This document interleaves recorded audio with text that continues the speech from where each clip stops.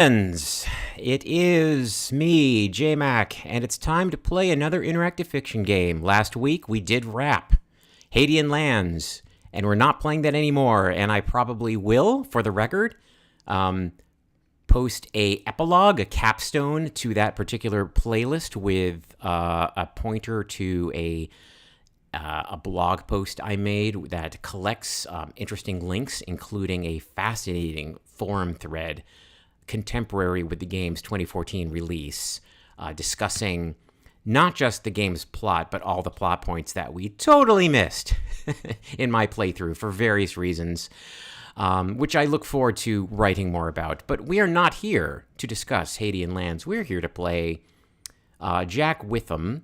I don't know how to pronounce his name. I'm reading it for the first time. Jack, I'm just going to go with Jack Witham. Jack, if you're listening, I apologize, and I'll post a correction later if needed. Jack Witham's final exam, which got 9th place in the 2015 Interactive Fiction Competition, which was also the second year I was running the Interactive Fiction Competition during my 4-year tenure. So this is a nice trip down memory lane for me. My own relationship with IFComp during those years was I was so active in running it. I played almost none of the games, and that includes this one. I did not play this game, but this game is a suggestion by my good friend and my longtime Boston area interactive fiction fan, Doug Orleans, who joins me on the call today. Doug, how are you? Hello, I'm good. Excellent. Thanks for having me on. Thank you for joining us. And I long-term listener, first-time caller. Yeah, I think you. Well, Doug, of course, was famously in most of the chats through the whole Hadean Lands run. So I'm glad you were there for most of that. And here you are. This is my first non-Andrew Plotkin call-in guest since I started doing this last December. So eventually I'll reach outside of the Boston area for more call-in guests, but we're just keeping it in Red Sox Nation for now.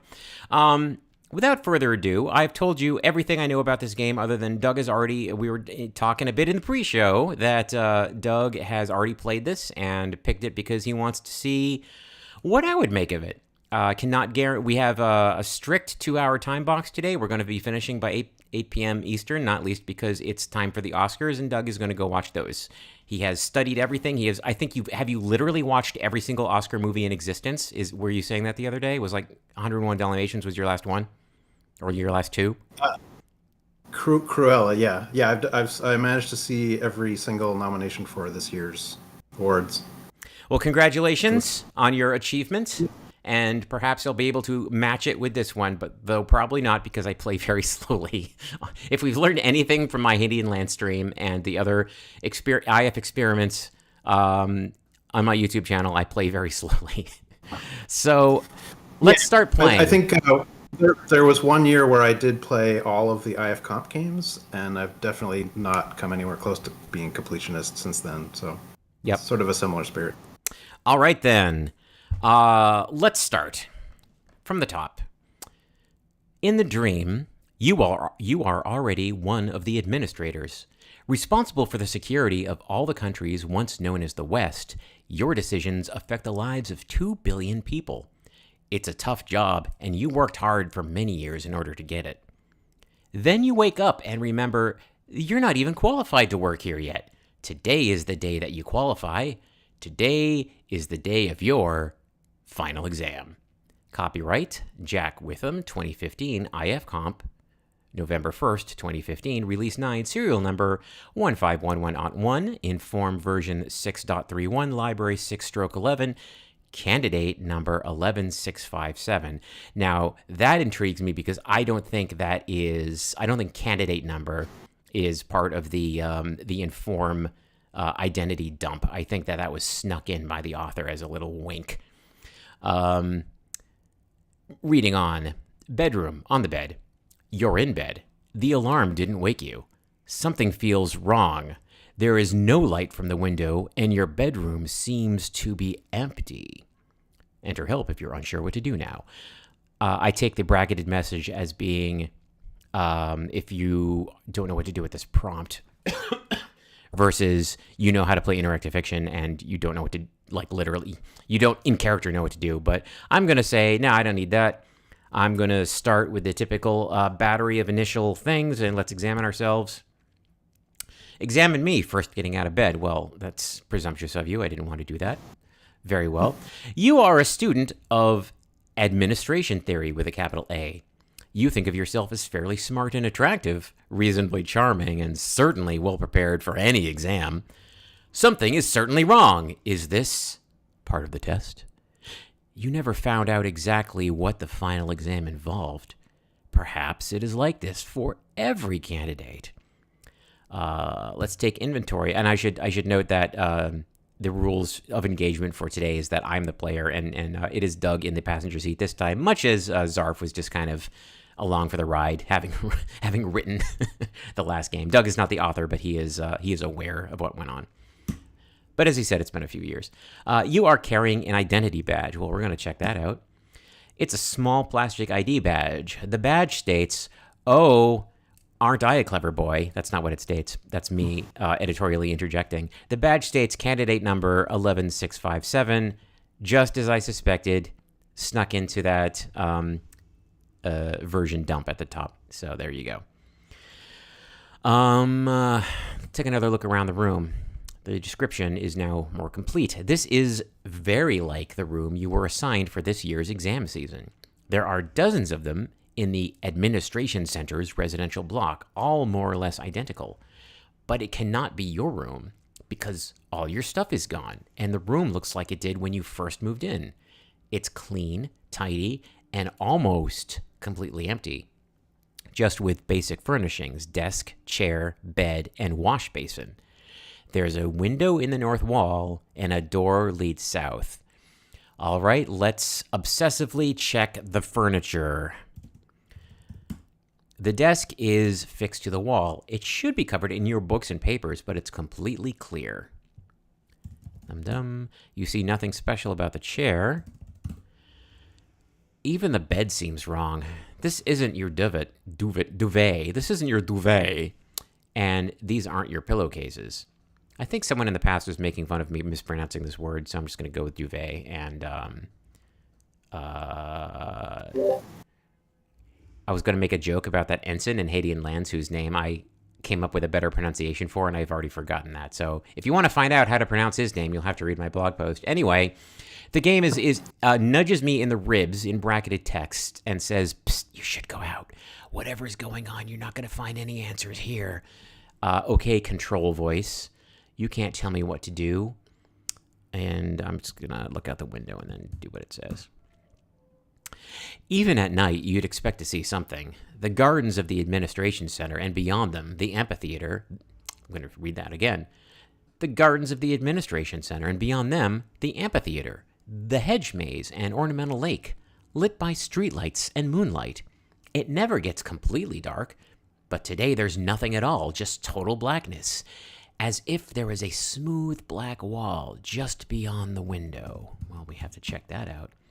The window cannot be opened, idiot. Okay, fine. You walk through going south, you walk through a few deserted corridors. There's nobody here. The building is completely silent. You cross the administration center's quadrangle, also deserted, and end up in lobby. This is the main entrance to the sprawling administration center. Large doors to the south would lead to the driveway and surrounding parkland, but you cannot see anything through the windows in the south wall. A grand staircase leads upwards. Doors lead east and west to the wings of the main building, while a smaller exit leads north to the quadrangle.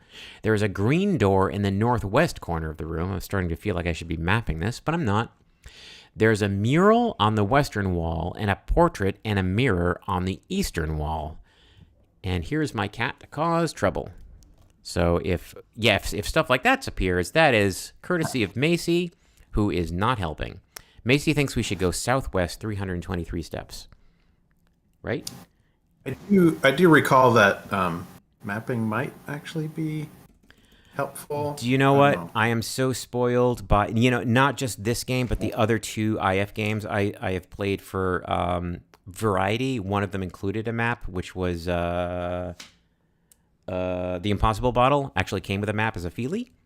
And the other game I played was Harmonia, which was a hypertext game, and maps were not necessary at all.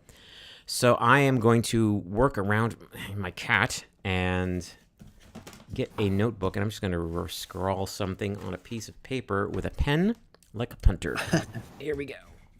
That works. my pen. Also, there's something called Trisbort, I think, is the current state of the art in mapping technology.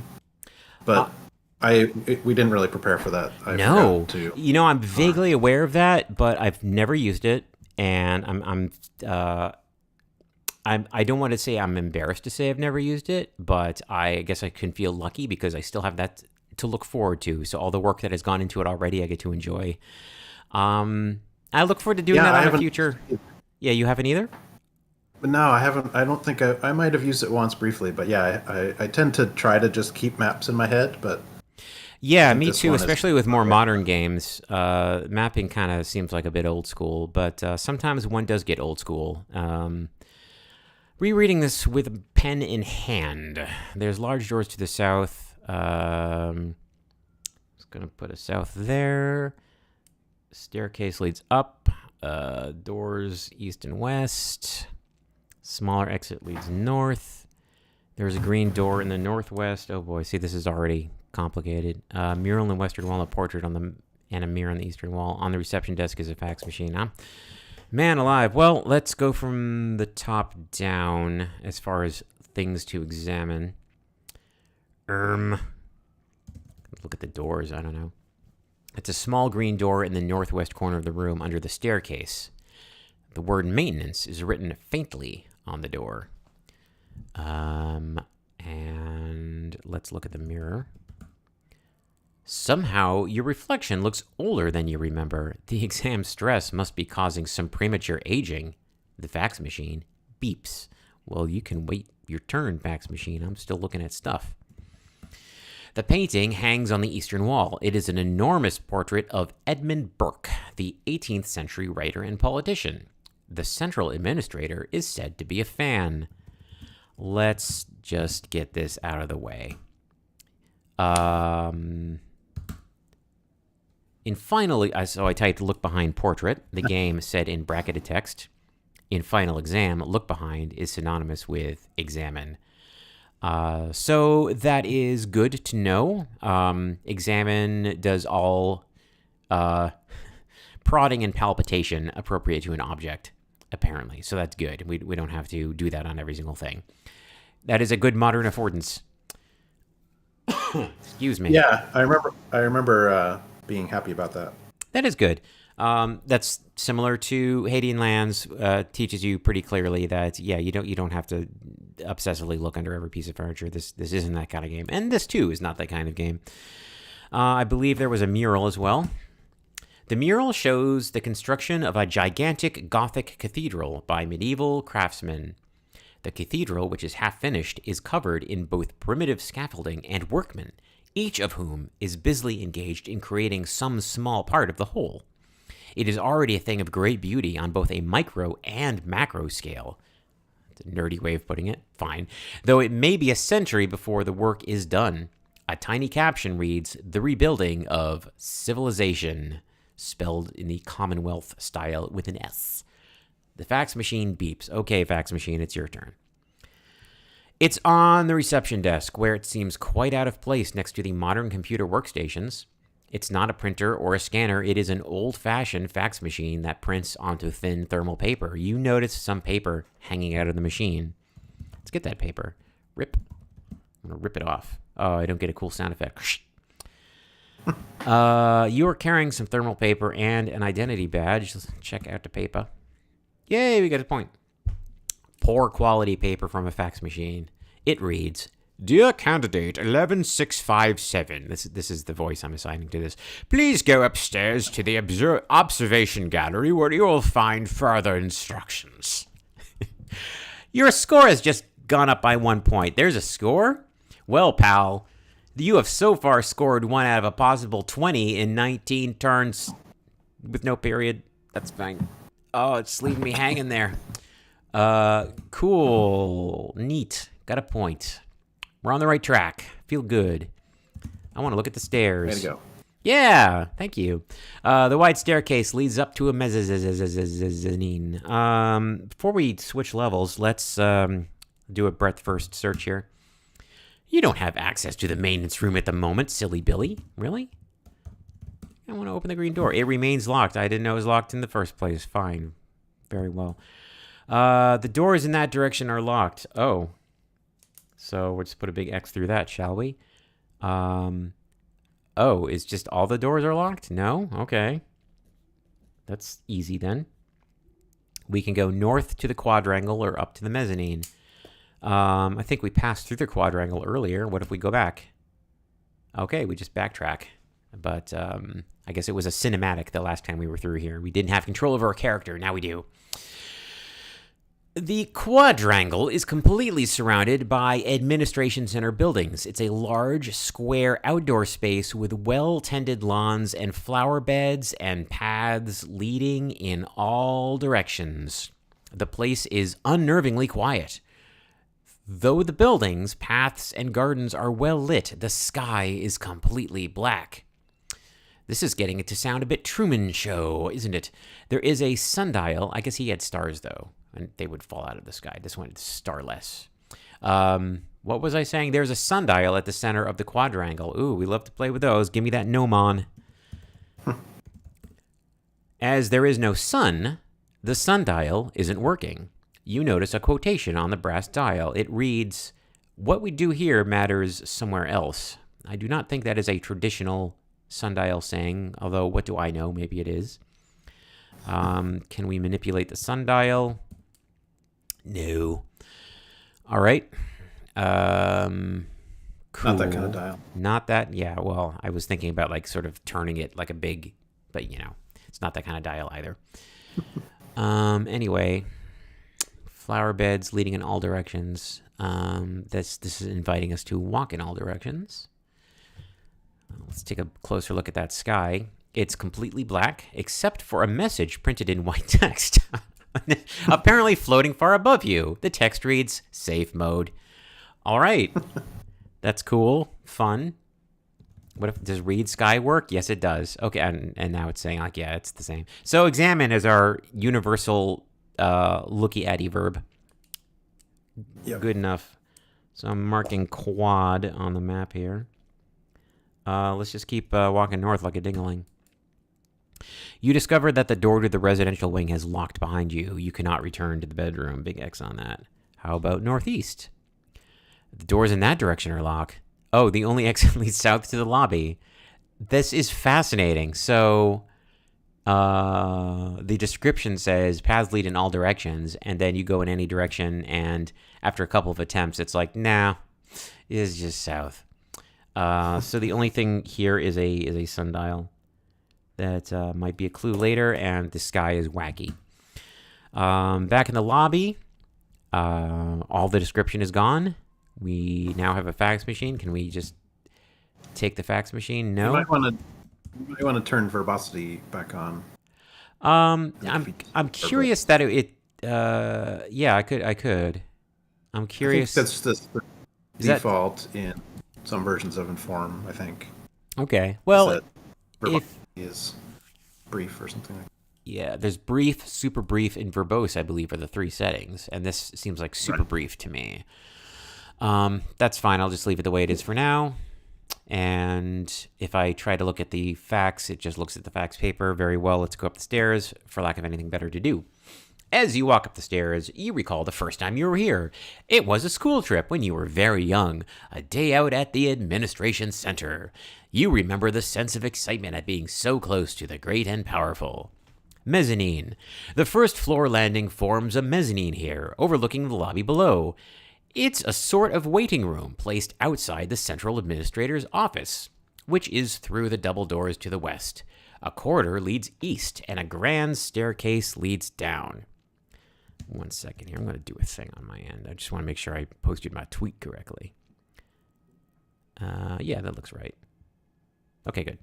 Grand staircase leads down. Like the rest of the building, the mezzanine is deserted, but if anyone was waiting here, they would be able to sit on the sofa and read the papers on the coffee table, or they might look at the rather administratively themed artwork on the walls. There's a plaque bearing the word stability in the north wall. On the coffee table are a memo and a newspaper. Lots of things to look at. Let's look at the plaque. It's one of 3 such plaques. The others are placed along the corridor to the east. Each briefly describes one of the 3 values of the administration: stability, liberty, and responsibility. Exams are highly likely to involve essays on interactions between the 3. I would say among the 3, but very well. But it never hurts to revise a little more, oh indeed. So you read the description below the word.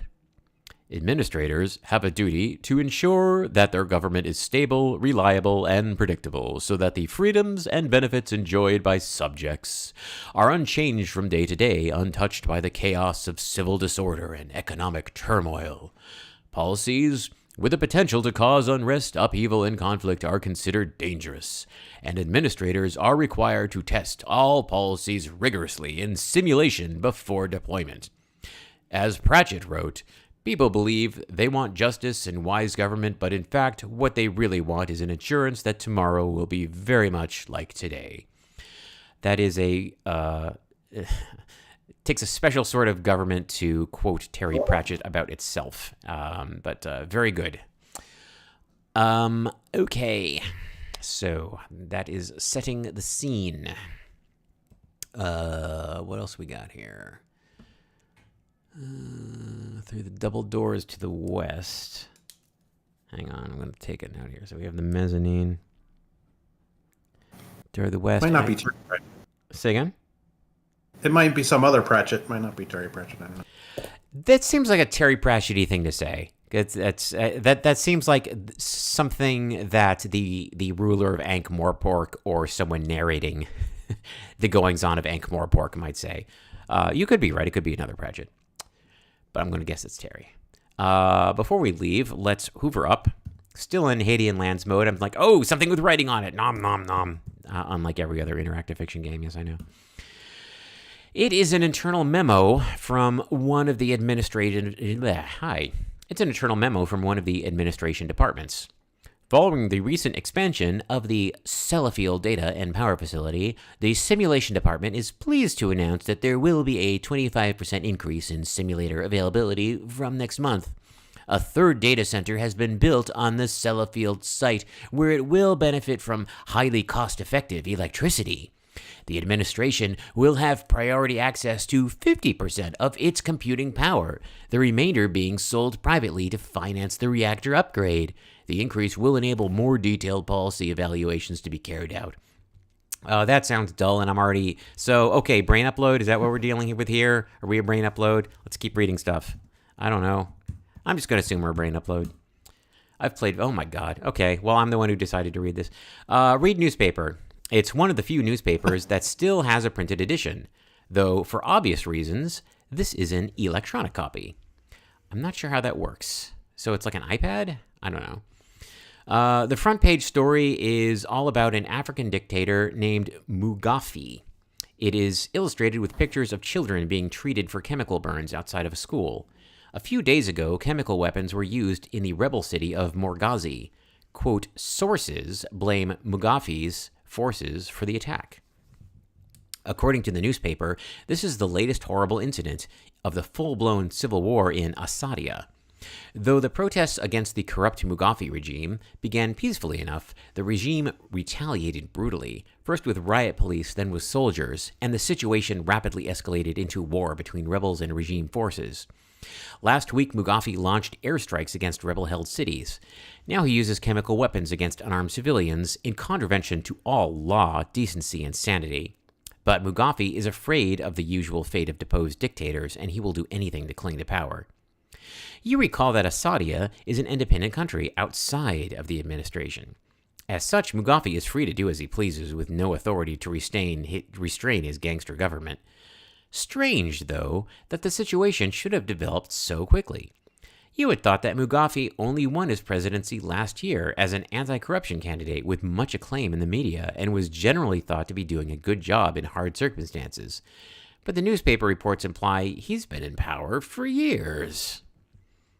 Okay. So... Yes? Backstory. It is backstory, or, something to think about. It's like, So, the mirror says, oh, we're older than we think. I guess if we were a brain upload, we wouldn't look older. And the memo is talking about computing resources, which sounds enough like a work memo IRL that it just glances off me. Let's see here. Exits. We already looked at the plaque. We read the things. Can we sit? Have a nice seat?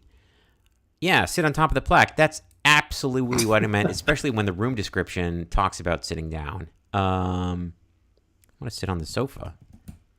But you have an exam to pass. All right, fine. Stay on our feet. Trying to go west, the doors are locked. In this building, office doors are usually keyed to the identity of the person who works there, so the doors will only open for the central administrator unless he is already in the office. It seems that he is out. Well, you implied by looking at stability that we could walk down the east corridor, and here we are. The corridor turns into a corner here, continuing to the north and west. The security administrator's office is through a door to the east, and to the south, a short staircase leads downwards to a darkened room. There's a plaque bearing the word Liberty on the north wall. Can we go through the door? Yes. Surprisingly, I did it, so let's lean in. I'm surprised it didn't have a message going through the door that reacting in surprise that it was unlocked, given our little mini lecture just above, but here we are. Security Administrator's Office. This is the office of the Security Administrator. There's no sign of the administrator or any other staff. The door leads west to the corridor. The office is furnished by a desk, sofa, a bookshelf, and a mural on the northern wall. Well, we love looking at art. I'm going to say it. Look, oh, it works. Look at that. The mural shows a dystopian cityscape of ugly skyscrapers and foul motorways. Miserable crowds mill around in the polluted, smoggy streets. The picture is intensely detailed, so you can even guess at what some of the people are doing, though none of them seem happy. Miserable commuters, miserable criminals, miserable homeless people. Skyscrapers tower above them, adorned with the logos of credit cards and banks and bearing the flags of failed governments. A tiny caption reads, "Where we came from." All right. Gotta check out the bookshelf. The bookshelves seem to have been emptied recently. Marks in the dust show where books have been removed. There is a book on the top shelf. Well, we're picking that up. Gonna read us a book. Yeah. It is one of the well-known Idiot's Guide series of computer books. It has a friendly yellow cover on which a cartoon man offers to tell you how to, quote, crack computers, flood networks, and steal information. The book contains several hundred pages of instructions for finding and exploiting security holes in computers. While this book may be filled with all sorts of interesting information, none of it's going to come up in your exam. I don't care. I'm going to read it, which we've already been told is not going to do anything new. Okay. And yet, here we are. Oh, and it's called The Idiot's Guide to Writing Malware and Viruses. Cool. Nice. What it's else? Good thing for the security. Yeah, it's absolutely... this is where I would expect this book to be. I'm glad it's here, in the right hands. God help us all if this book falls into the wrong hands, like ours, surely. Door leads west to the corridor, desk, sofa, bookshelf. We looked at that. Let's look at the book, these things. Why, it's a very solid-looking wooden desk, bare and clean, as if it's just been delivered by an upmarket furniture shop. You feel like something is missing from the desk, but you can't remember what it is. I don't know.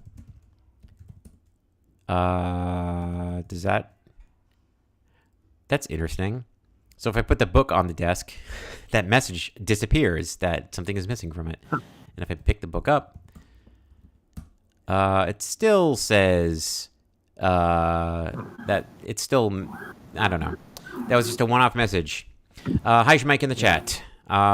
What if you're holding the book in your left hand? I don't get... Oh, right-handed. Yes. Well, yes. Very sinister of us. My point is, let's check out the sofa. I'm going to sit on the sofa, and you're going to tell me the same thing. Okay, right. It's a comfortable leather sofa, and nothing else to do here. Okay. I think we have rated this for the book, and that seems to be the entire purpose of that. Let's check out the mural. Let's check out the plaque. Blah, blah. Administrators have a duty to uphold freedom of speech, thought, and conscience, along with processes to prevent injustice, such as jury trial. No person may be punished for holding opinions, however disagreeable these opinions may be. As Queen Elizabeth I famously said, "We have no desire to make windows into men's souls." Okay, can I rip the plaque off the wall since I wanted to sit on it earlier? That's fixed in place. I'm not surprised. Going north, I am now in the responsibility room. I should actually put these here. All right. This is, this is actually called the Museum of Pre-Administration Government. This is the Administration Center's museum. It's a vast hall stretching far away to the north and east. It's currently closed and in darkness. A red rope blocks passage to the north and east. Light is coming from the corridor to the south and faintly from a blank video screen just beyond the rope. I'm trying to envision this. Hang on. Vast hall stretching away to the north. It's currently... Red rope blocks passage to the north and east. Light is coming from the corridor to the south. That's where we came from. And from a blank video screen just beyond the rope, which is in the direction we were traveling. Okay. Exhibition displays fill the room and not too far away into the dark to be readable. There's a plaque bearing the word responsibility on the west wall. You can see a glass case containing an access card. You remember your first visit to the administration center again. The tour spent hours in the museum. Most of your classmates took little interest in it and were quickly bored, but you found it fascinating. Here, in the center of it all, literally within the corridors of power. What excitement! What possibility! I'm going to grab that access card. No, the glass case isn't open. I'm not even going to look at it. Give it to me. You you open the glass case. The glass shatters. Great. Give me that card. Yeah. Now we have 2 cards. Violence is the solution to this one. I wasn't even trying to be violent. I'm not sure why the glass exploded upon opening and we are unharmed, but so it goes. I wonder if open is just a synonym for break or something. But it doesn't say you break the glass case. I suppose I could have looked at it to gotten some clues as to why, but I'm not even going to undo. I'm happy with my ill-gotten gains here. All right.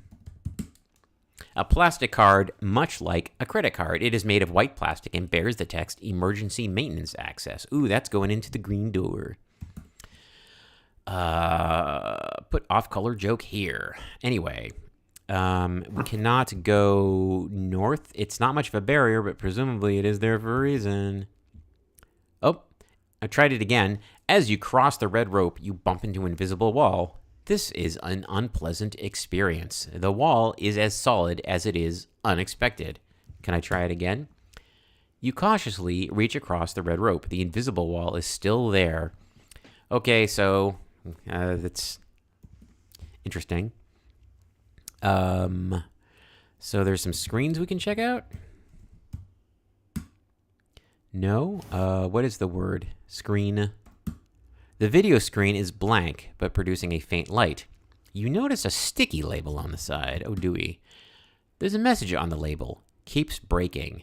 Long number to reset. Can I just grab that? Well, it's on the other side of the rope, and therefore the invisible wall, I guess. Okay, so I need to write that down. 741301803. And the note on that is keeps breaking. What if I just do this?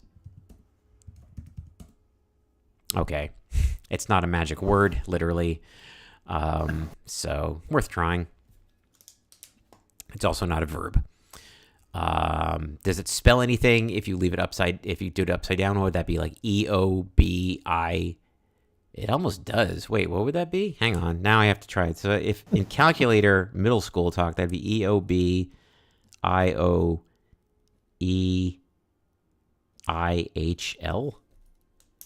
I have to try that.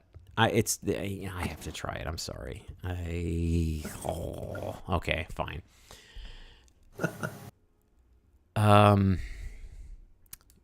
What else do we got here?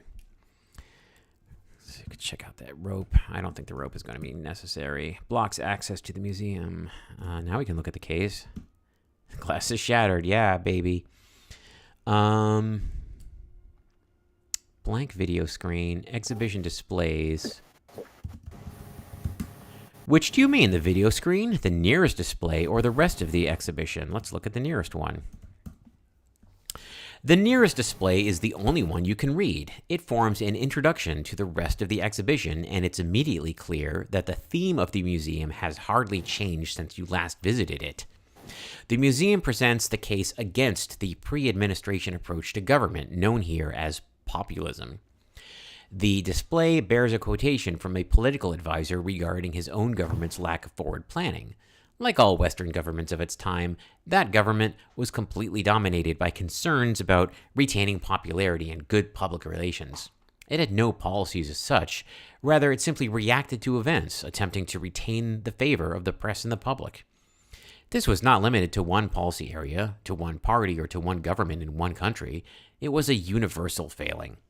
The voters said that they wanted politicians who spoke plainly and stuck to their principles, but if such people actually stood for election, they were quickly rejected, as no principle is universally popular. Consequently, the only successful politicians had no principles and never said what they meant. What if we look at the rest of the exhibition? Well, I'll just enter the same thing again, and then say the rest. You can't make out much of the rest of the exhibition, but you already know that it continues in much the same vein as the nearest display, charting the failure and decline of pre-administration government. All right, I think we got everything we came for here. So we've got the backstory, nowhere else to go except south. We've been here. I'll look at the table. See nothing special about the coffee table. Can't go in any direction. So let's go here. Again, sort of disconcertingly, you just go into the room without any message about the access card goes ping, but I presume that's what happened. Not a complaint, just noting. Maintenance room. The maintenance room is a round room with a low ceiling. The walls are made of shiny brushed metal. It's very Johnny Ive, giving an impression of 1970s science fiction. I would counter early 2000s Apple, but okay. Doors lead west and southeast. You see a warning sign on the western door. There is a console in the center of the room.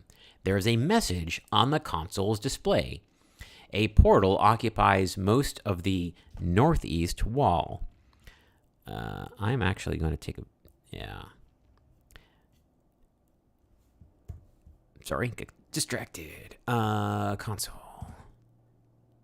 I want to read the warning sign. The sign is on the western door. It reads, Poke Room. Assume it's poke and not poke. You have a delicious poke bowl. No, it's a poke room.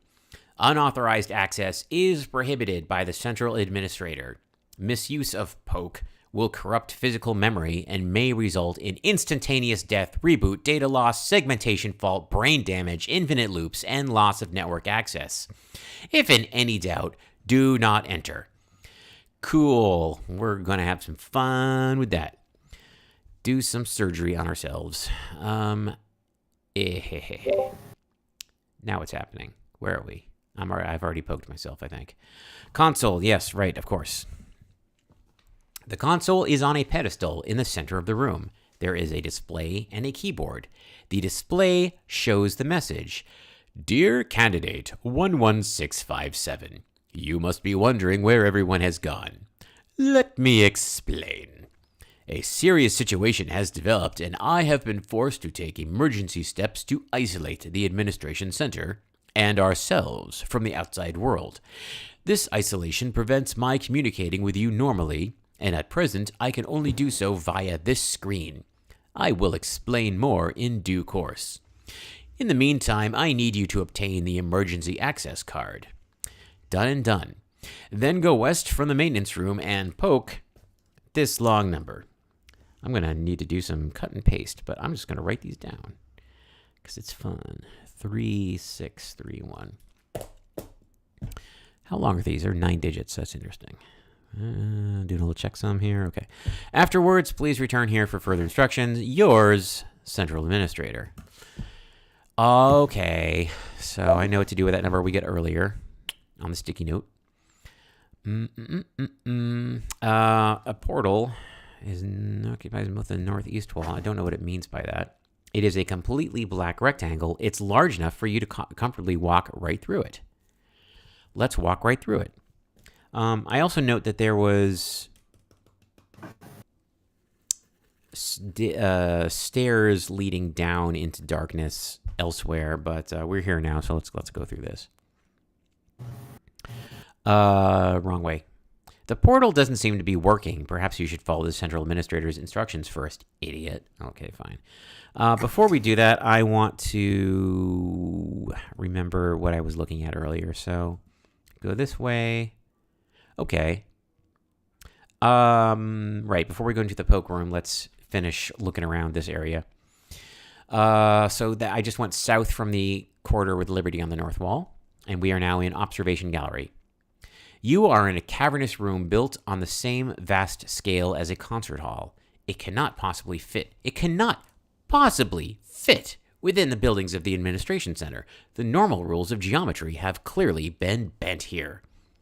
You are standing in an observation gallery far above the floor, which is filled with concentric circles of workstation desks. All face the center of the room, where another circular desk is placed on a raised platform. Above all of this, a huge three-dimensional globe hangs in empty space. Very Marvel Studios. The dim lighting in the room comes mainly from the planet, which glows with an internal light. To the north, stairs lead up to the landing. A display monitor hangs above the gallery. You saw this room on your first visit to the administration center all those years ago. It was even more awe-inspiring then.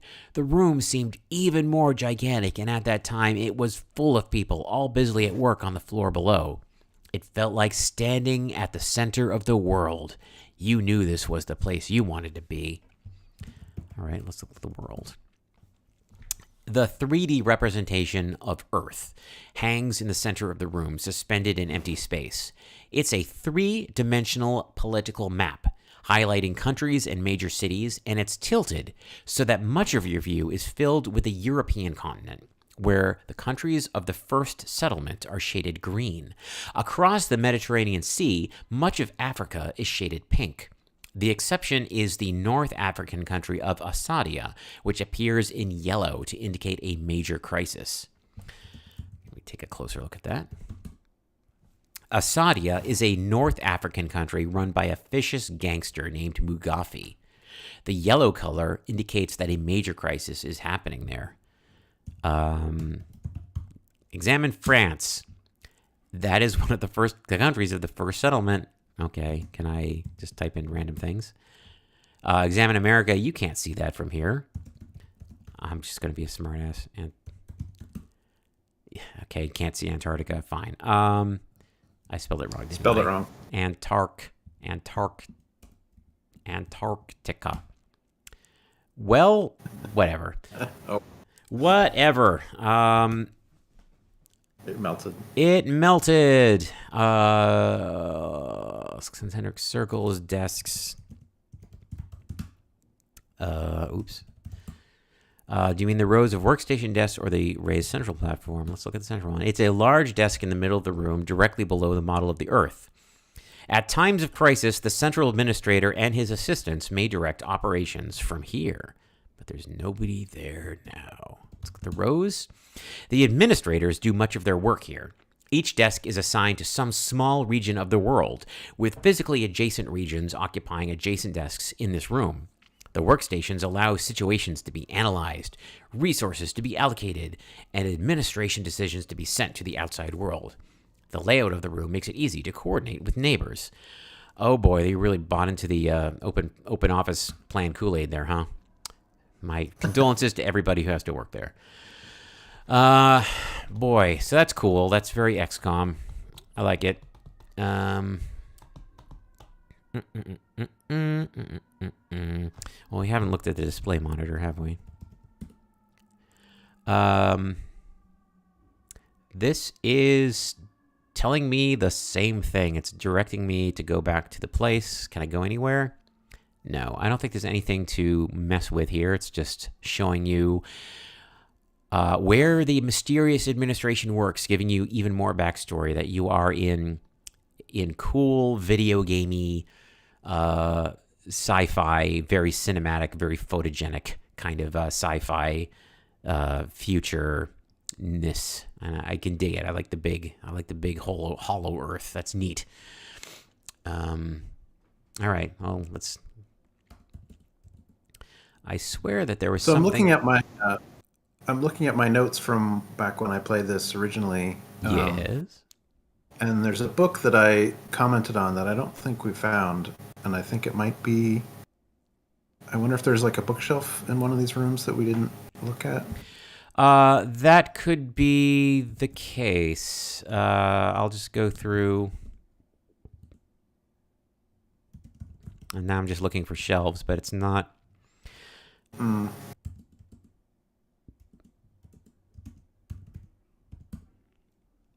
Bookshelves are empty. Yeah. There is the new. Can I take the newspaper? No, we can. We can take everything. I'm not going to worry too much about it. But yeah, I don't remember. Your caution is noted. And there's nothing to it wasn't do in important, the but it quadrangle. was Yeah. interesting. Little Easter egg. Okay.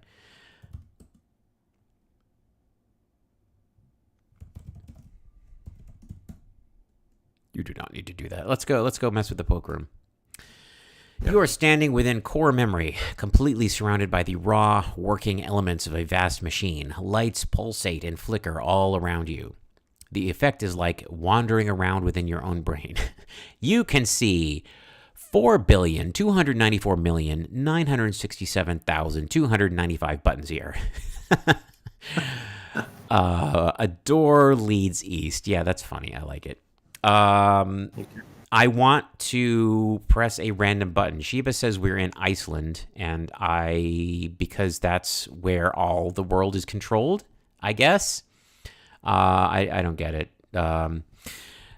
Or that's where the giant. Yeah, maybe we're in EVE Online, and maybe that's the joke. Okay, I'm gonna press I'm gonna press the button that we first learned about. So it's not type in this 9-digit code. It's type in this particular single button with the serial number on it, which is hilarious.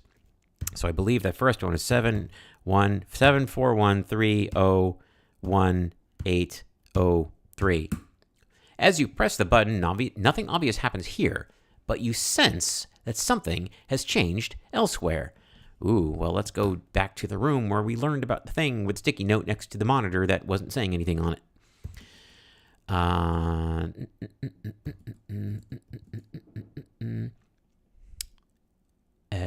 Right, and that was a display, right? Video gamey and photogenic. That does sound like Iceland. I have not been to that country. I've not been to Reykjavik or the lands surrounding. What do you mean? I mean the screen.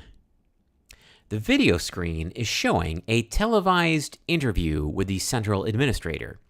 He is wearing a dark suit, and even in this old recording, his hair has already started to turn gray. The sound is faint, but you can make out some of the discussion if you listen carefully. I'm going to listen carefully. Come on. Boo. Okay, Listen to the video screen. The central administrator is speaking. Having committed themselves to so-called science-based policies, these being policies tested by computer simulation, the intellectual class could not raise an objection when the simulators produced answers they had not expected. What if I do it some more? Such as, prompts the interviewer, I mean that the simulations favored social policies that the intellectuals had regarded as conservative, old-fashioned, and reactionary. The data clearly pointed at stability, liberty, and personal responsibility as the key properties of a good society. The people had assumed that the machines would confirm their own beliefs in globalism, socialism, and so forth. They never questioned those beliefs, and indeed did not even think that their beliefs were beliefs. The idea that the machine might come up with the wrong answer never occurred to them.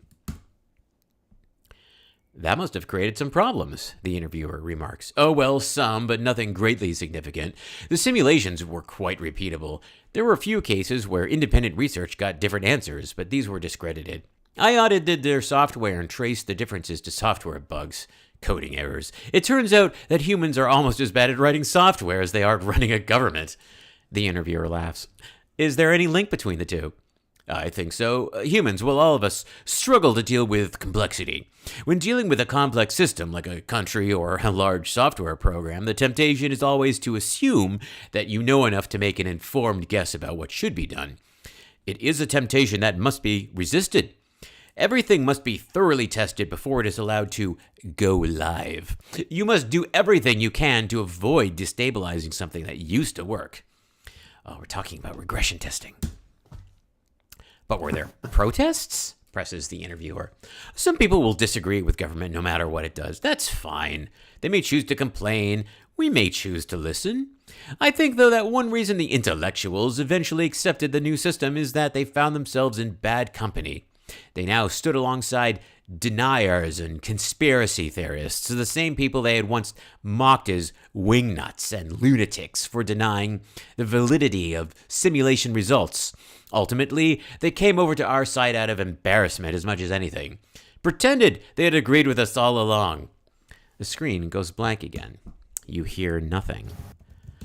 The video screen is blank but producing a faint light. You notice a sticky label on the side. You examine the label. It just plays once, and you can rewind it with that code. But that's all there is to it. Okay. So more suggestive backstory there. Back we go.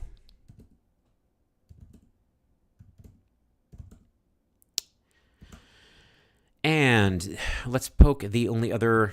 I wonder if poke is a verb. The buttons are labeled from 1 to 4 billion and so, and you can poke any one of them.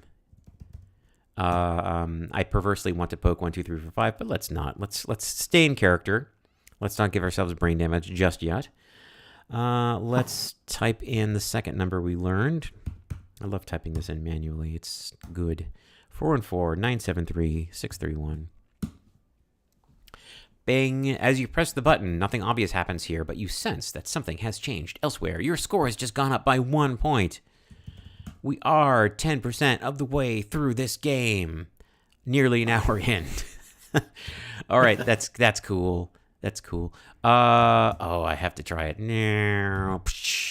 It could be really dangerous to press the wrong button. You decide to double check the number before trying again. Okay, I don't want to do it anymore. We just examine the buttons. We examine the lights.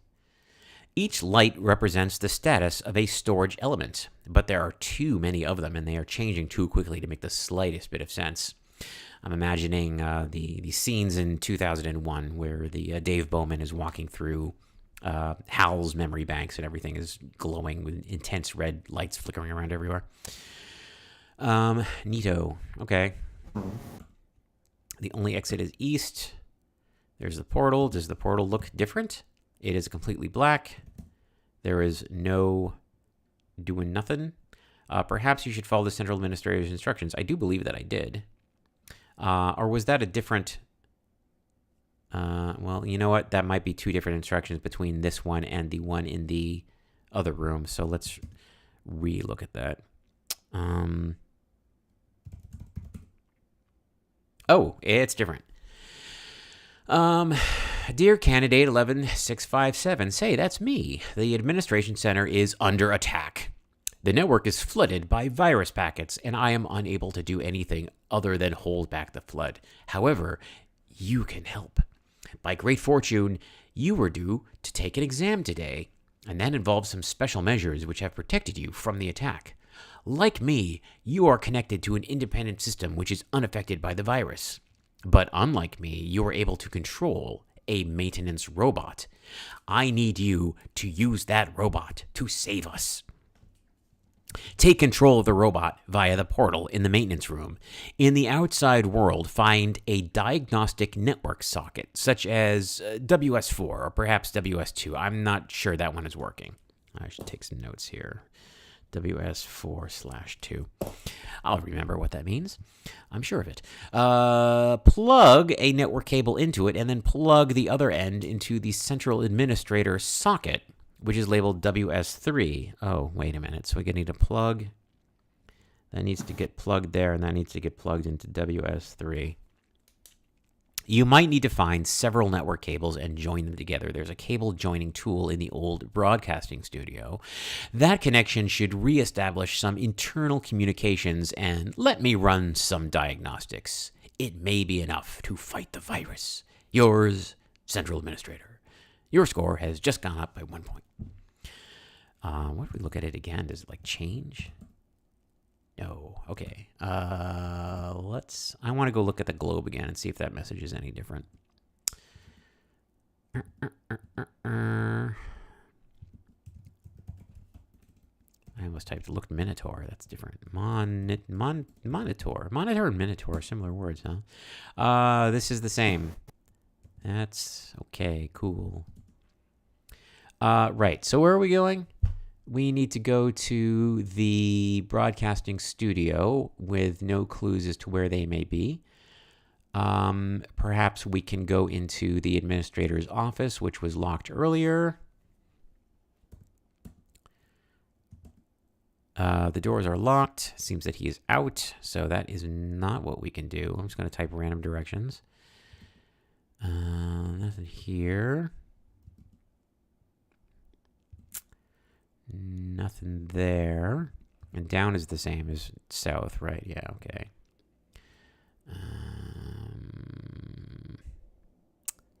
The invisible wall is still there. If we try to do anything there. Broadcasting studio, A.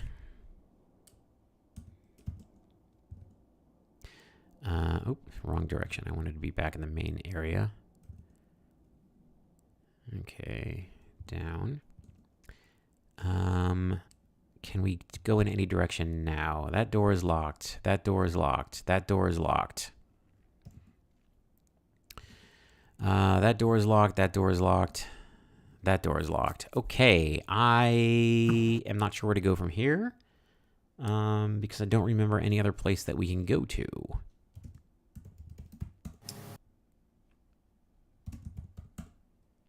Was there something else in the maintenance room?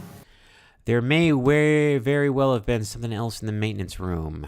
Oh yeah, the portal. Hey, the portal works now. Okay. As you step into the portal, was it cluing us to that earlier, or is it just time to try that again? To try the portal again. I don't know if the message said anything about that. Whatever. Thank you for that. As you step into the portal, you take on physical form. Okay. You now find yourself standing in the outside world in the metallic form of a maintenance robot. This implies that, of course, we knew that we were a piece of software this whole time, and now you're surprised to be not a piece of software anymore, I think is the implication here, with the phrase you take on physical form. Maintenance room. Welcome to the real world, Neo. This is a cold and dirty room with concrete walls. Start over. This is a cold and dirty room with concrete walls and an oily floor. I like that we came here at exactly the 1 hour mark. There are no windows. The room is deep underground, and the only light comes from an aged, flickering fluorescent tubes. There's another room to the south and a doorway to the west. Much of the eastern wall is taken up by a blast door, which is closed. Network socket WS3 is on the south wall. The socket is not in use. Network socket WS2 is in the north wall. That socket is not in use. There are 2 charging stations on the north side of the room, each large enough to accommodate your robo body. You can see a workbench on which is a screwdriver here. Well, let's grab that. All right, let's take a look at that. I guess we can. It's a flathead screwdriver with an insulated handle. Examine me. You are a well-oiled and somewhat noisy maintenance robot. Your robot body has a humanoid configuration, 2 arms, 2 legs, and a head. But it could not possibly pass for a human anywhere, not even a sci-fi convention, because the design is so completely functional. There is no skin. Tubes, solenoids, and wires are exposed along the metal skeleton. It's very Boston Dynamics. The machine was never designed to leave the bunker. Its intended purpose is limited to replacing server parts and installing network gear.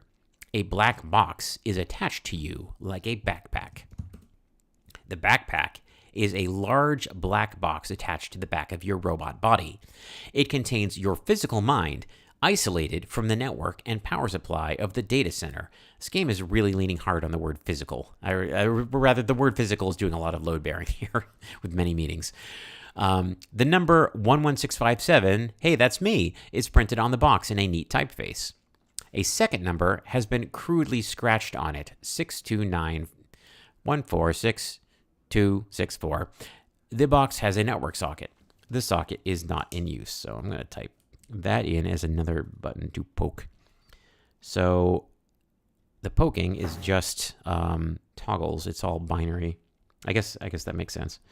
629146264. Right. So we can attach ourselves to the network as well if we want to be naughty. Right. Where are we again? Maintenance room. Check out the blast door. It's a very heavy metal door set in the east wall and wide enough for a car. It is closed. Clearly, we're on the other side of the not the bathysphere, but the bathyscaphe from Hadean Lands, which had a very similar description, and we were on the east side of it. So, headcanon, this is what's on the other side, according to me. All games are related. Stations. We don't need to charge. We can look at them. The robot body may stand inside one of these in order to recharge its battery. While the robot body is recharging, your mind returns to the administration center. Interesting that there's 2 of them. Look at the tubes. No, you're not going to look at tubes. Look at the floor. No. Okay, fine. So we got these sockets. This label reads Socket WS3, Central Administrator. The socket is not in use. This label reads Socket WS2, Diagnostic. The socket is not in use. Okay. Well, I'm going to plug it. I'm immediately going to disobey the administrator and plug this into myself rather than administrator once I know what I'm doing. Once I get some network cabling here. That's what I'm going to do. It's decided. This workbench has seen better days. The wood is rotten and the legs are very rusty. It looks like decades have passed since anybody used it. There are some tools on it. I love tools. Wrenches, a saw, drill bits, all rusted and completely useless. Uh-oh. All right. Going west. What other exits are there? Oh, man, there's a lot of exits. There's a lot of exits. Oh. Oops. Okay. So going north steps you into the charging station. I'm just trying to get it to give me a list of exits just by going in an invalid direction. North goes to the charging station. South goes to generator room. West goes to battery room. Okay. Now I need to turn on verbose because I blew that earlier. What is it? Brief? Yes. No, verbose. Oh. Wait a minute. Oh, brief, verbose, and super verbose. That's right. Beep, boop. Battery room. This dingy concrete room is filled with racks of batteries providing backup power for the facility. There are doorways to the north, east, and west. Network socket WS4 is on the south wall. The socket is not in use. You can see a single-length network cable here. Yoink. So we need that to stretch between rooms. Okay, this is cool. I like where this is going. Another diagnostic one, which I think was like the other. North, east, and west. I need to... Okay, hang on. Maintenance. So we could go south. We could go west. Where we are now. North, east, and west. Okay.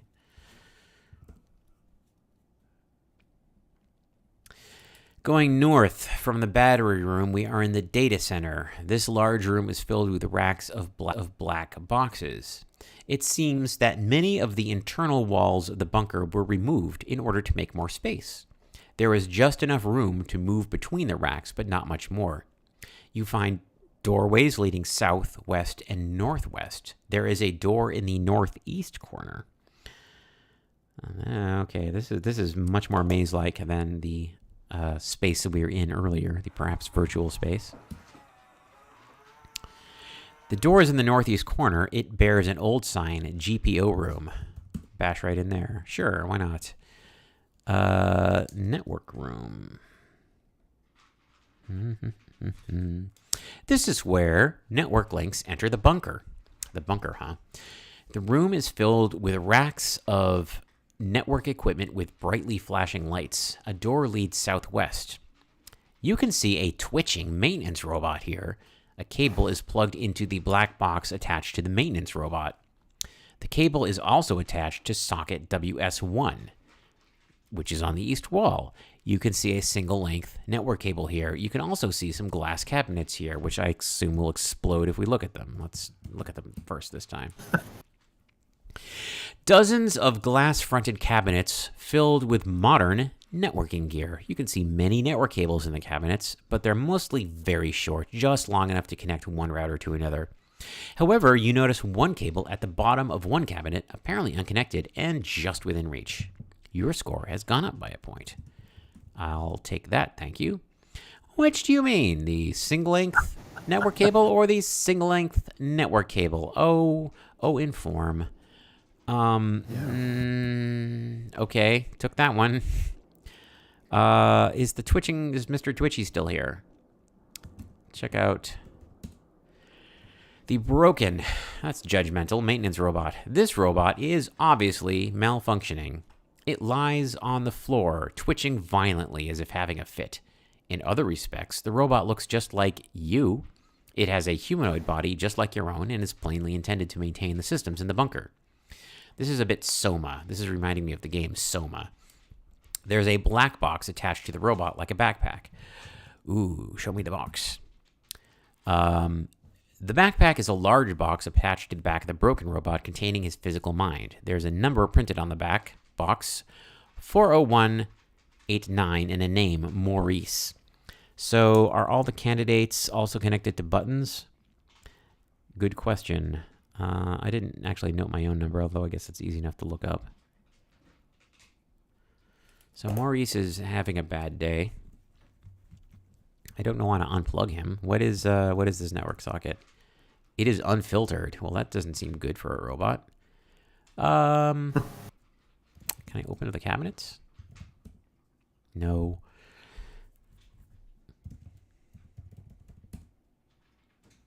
Okay, so I clearly took the cable. I have two of them, which I can join if I can find the joiner.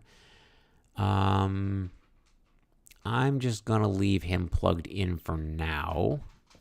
So, WS1 unfiltered. I'm going to take a note about that. That sounds interesting. Sounds fun. Try that later. Okay. You can see a single length network cable here. Oh, there was two of them, I see. Okay. Bing, bing, bing. Got three of them. So there's one on the floor and also one inside the case. You need to examine to get that. Raka. Same thing. So I guess I could unplug him and snag that cable too. Let's go ahead and do that. I'm going to call him by his name. Unplug Maurice. The broken robot stops twitching. The single-length network cable is now unplugged from the black box attached to the maintenance robot. So can I just get that cable? You already have that. Unplug cable. It is now unplugged from socket WS1. Oh, I guess I could have plugged it right into myself right now. I don't want to do that. That sounds dangerous. Although it sounds kind of fun too. Try it again later. Now, okay. All right. Doug, do you know if this is like the kind of game where I need to save? I bet not. I don't think I need to have a lot of save files. Okay, you know what? I'm going to try this right now. I mean, it doesn't have autosave, but I don't think there's any unreversible things. Yeah, I'm going to try something something terrible. I'm going to try to plug the unfiltered into myself because I need to do it. Oh, having issues.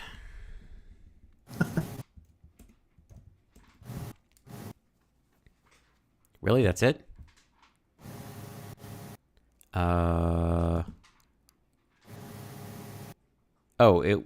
But no, okay. So I plugged cable into socket. The single-length network cable is now plugged into socket WS1. Plug cable into me. The single-length network cable is now plugged into the black box. Does that mean there was two separate cables? That's really not clear. How many cables are in my hand? Oh, yes. Wait, huh? Oh, boy. This is not clear at all. But I had 4, right? Because there were 3, and then I got another one from the robot. So I think... Holy Hannah. I don't know how to do this. Plugged into the black box in your hand. I remember it being a little bit more obvious, but I don't know. I'm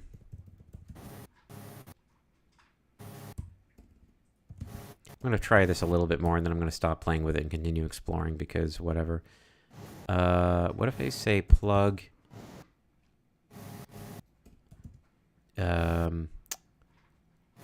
me into WS1? Will that work? No. You know what? Never mind. Try black box into?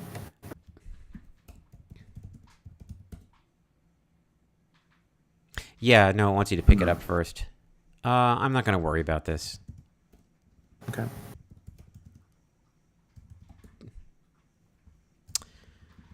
Some other time. I think, if I remember right, it mentioned that there's a tool that you can use to connect the cables. I think we haven't found that yet. That's true. Yeah. Yeah, I probably need to do that. Just simplify the situation, and then we can mess around with this.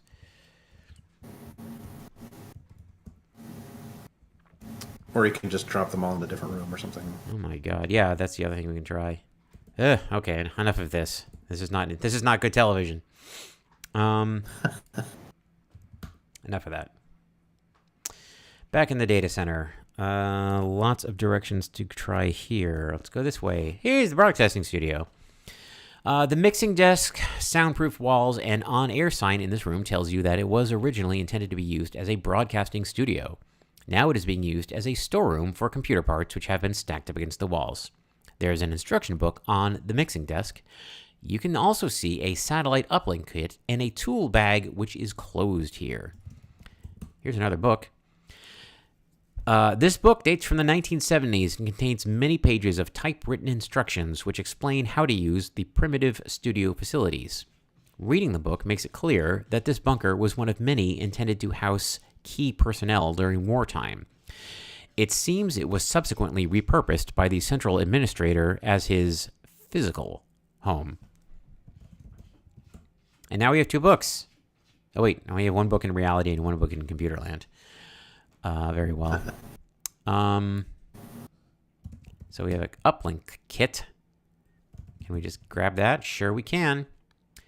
Satellite uplink kit is housed in a heavy case, which is closed. It provides emergency network access via satellite, but it can only be used in an area with a clear view of the sky, which we have not encountered in this world.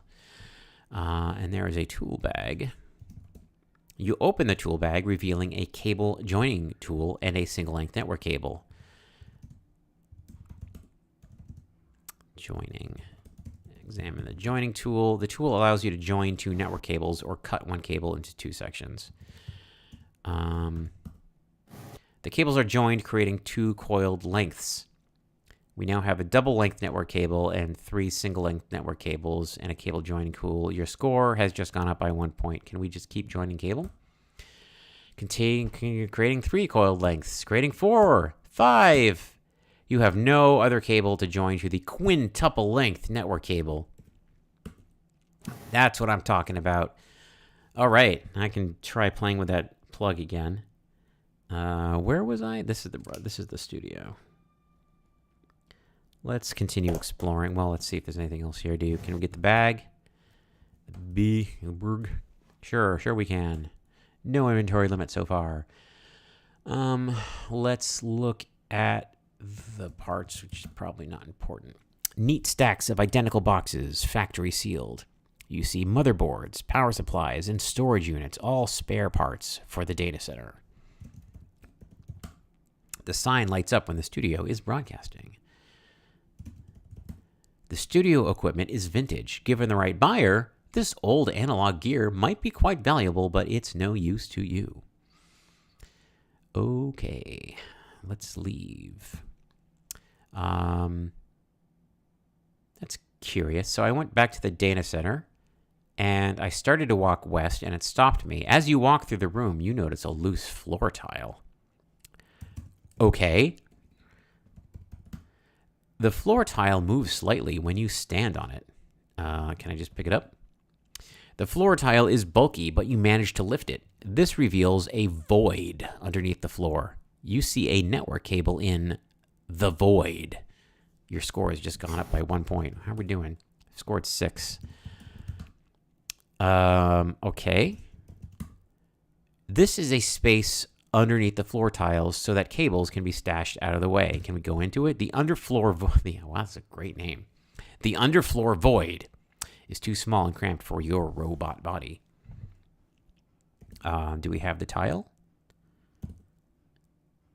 Can we just walk around with the tile? There's no need to move it any further. Can we cover the void? Nah. Fine. It's now a tripping hazard, but so be it. Treasure hunts are fun. We're now just hunting for cable, even though I haven't even used it for anything yet. Neat. We're plugging things into things, eventually. Now we are actually going west. The passage is blocked because the roof has collapsed. There's a pile of rubble to the west, preventing any further progress in that direction. The ceiling has collapsed, blocking the passage with a pile of rubble, and I bet search is not going to do anything. No. Okay. Nothing else to do there. Passage, which is collapsed. And there's the floor tile. So we've got a lot of goodies here.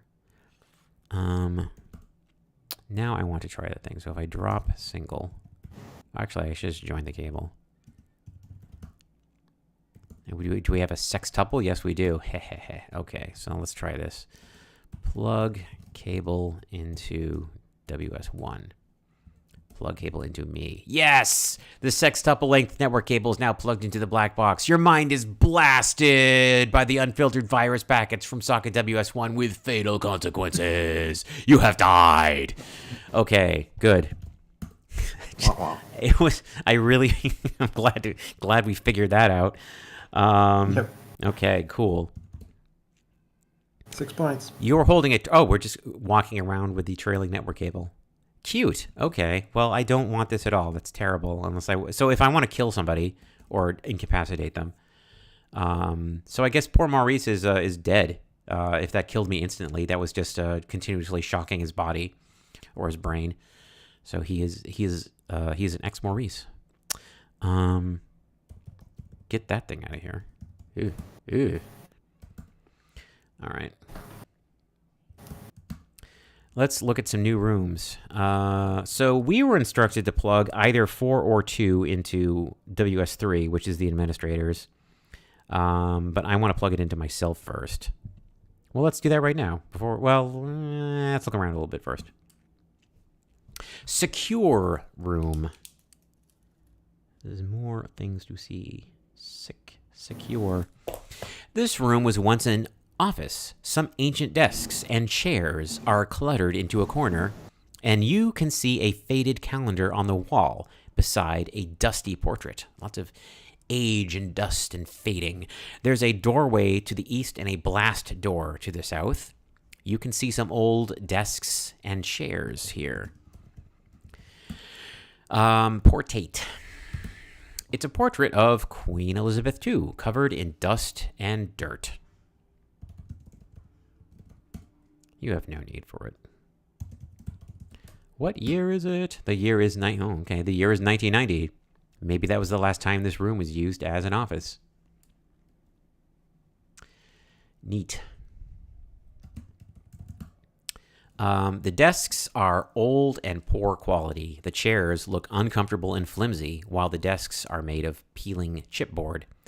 This could never have been a pleasant place to work. You see a network cable underneath one of the desks. Wow, we're just getting rich off these cables. Gotta join them. I want a septuple. Oh, yeah. That is a very long cable. And nothing else to do there. Let's go to the south. The blast door is closed. I don't suppose opening it is a thing. The blast door is firmly closed. It can only be opened electronically. The controls must be elsewhere. Perhaps for poking, but not for prying, as it were. All right, let's do this. Where else we can go? Maintenance. South is the generator room. This room contains disused electrical equipment, much of it now buried under an assortment of junk. There's a rusty metal switch marked blast door on the north wall. Well, okay then. You can also see a heap of junk here. Oh, we love those. Yeah, baby. All this junk seems to have been cleared away from other parts of the facility. It's mostly Spartan furniture, bunk beds, mattresses, desks, and chairs. You can see a beautiful, beautiful network cable among the junk. Give me that. I'm going to get an octuple cable. It's happening. Look at that. That's sick. That's too long. Disgusting. Our score is 8 out of possible 20, at least half of which is just hoovering up Cat 5 cables at this point. I can just keep searching the junk, but I don't think. Yeah, okay. Let's look at the switch. It's a large metal switch. A faded label reads blast door. The casing is held shut by a large flathead screw. Oh, we can make short work of that. Gonna unscrew that screw.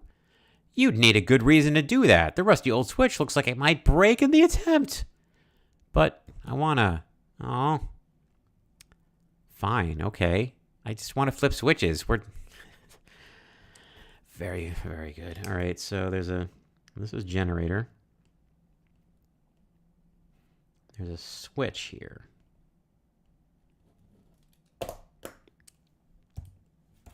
Nothing else to do here. Again, that's the central administrator. That's diagnostic. I want to look at the other diagnostic first. So there's 2 diagnostic.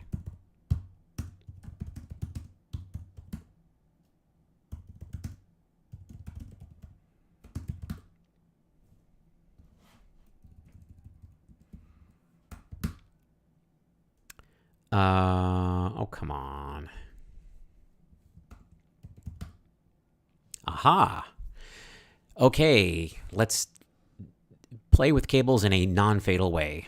I have now plugged into socket WS4, and then I plugged it into myself, and the connection is established, and your robotic form shuts down. Diagnostic room 4. This room has the same functional brushed metallic style as the administration center's maintenance room, but it's smaller and lacks any doors. The only way out is via the portal. There is a console in the center of the room. A portal occupies most of the northeast wall. Portal, also a completely black rectangle. Comfortably walk through it. The console is on a pedestal in the center of the room. There is a display and a keyboard. Excuse me. It shows a map of the administration center's network. It seems that the network has been completely isolated from the outside world, presumably because of the virus attack. There was no way to access any system outside of the network. All of the external connections are flooded. Doesn't seem to be much we can do about that, although we read that book about how to do stuff, but it didn't give us Matrix-style kung fu knowledge, as far as I can tell. All right. Well, there's not anything clearly we can do here. So let us nod our heads and go. Actually, we could, I guess the portal would just unplug us, huh? Yep. There we go. As you step into the portal, you take on physical form. Bump it up. The other end of the cable is, I guess, going into the portal, your robo hand just unplugs it from yourself, is how I read what happened. Let's go into the other room and try. You were holding a trailing network cable. The cable runs west from here. We can plug the two diagnostic rooms into each other. That doesn't seem useful. Let's plug ourselves into the other room.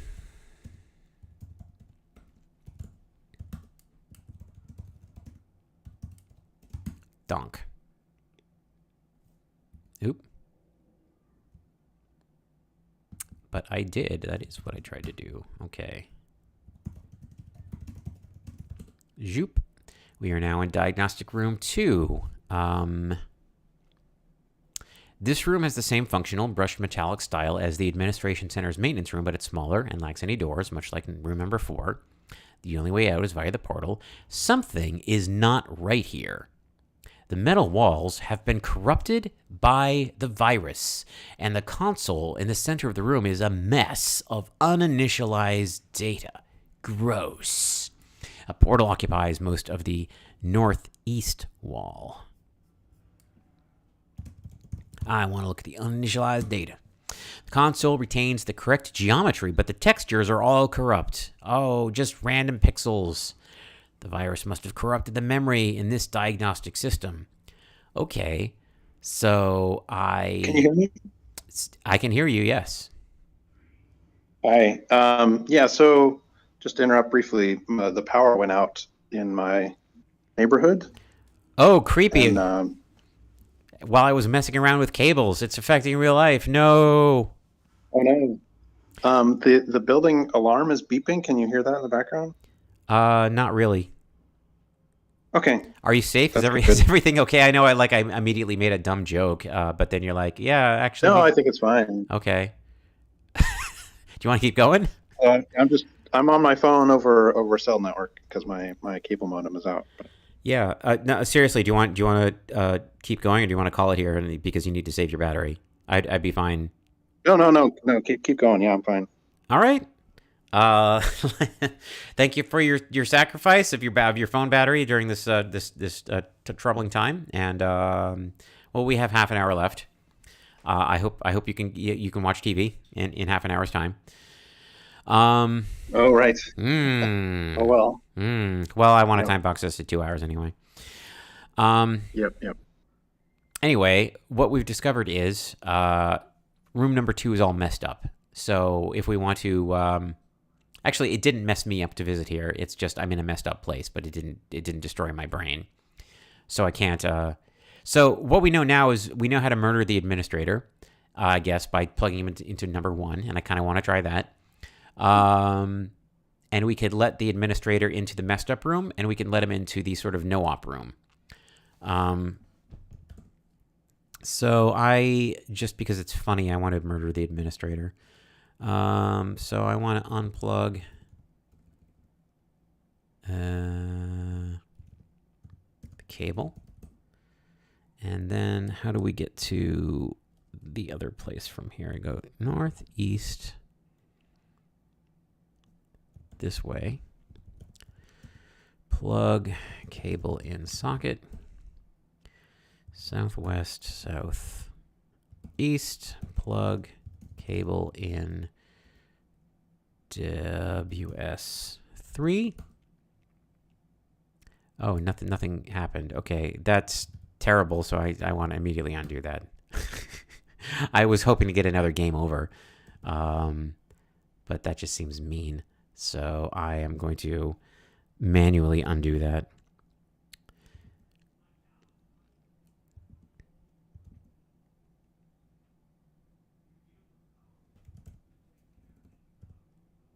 On the other hand, no, you know what? I kind of want to mess him up.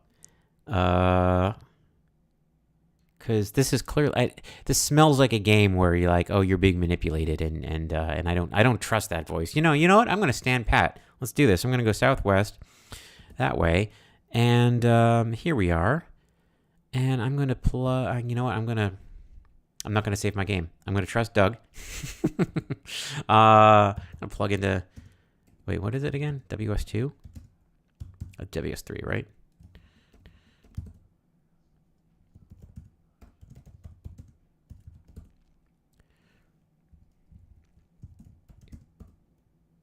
Moo ha ha ha. The cable is plugged into socket WS3. The cable is in your hand and runs west. So the cable is both plugged into two things and in your hand, which is interesting. So now if I go into the portal, oh yeah, I want to go back into the real life. The console's display is filled with line noise and a red light is flashing. Lol. The console is on a pedestal in the center of the room. There is a display and a keyboard. The display is filled with random characters in weird flashing colors. It is on the console behind the display. The light is marked network flood. The light is flashing. So with that, okay, so that's how you make a network flood happen here. And does that mess up anything else in the room? For some reason, the door to the southeast only leads to an impassable black wall. Okay. We can still go into the poke room while the network flood is happening. So I guess this is not unrecoverable. I'm going to stop this from happening. So let's go back to the unplug.